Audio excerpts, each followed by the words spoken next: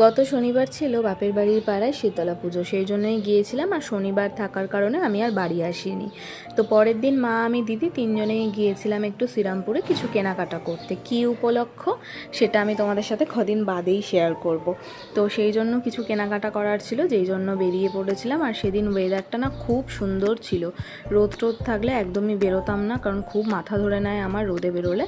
ওয়েদারটা এতটা ভালো লাগছিল যে বললাম ঠিক আছে চলো যাই। আর শ্রীরামপুরে গেলে না এত জিনিস দেখি, মনে হয় কি সত্যি কোনটা ছেড়ে কোনটা কিনবো, মানে সব কিছুই যেন ভালো লাগে দেখতে।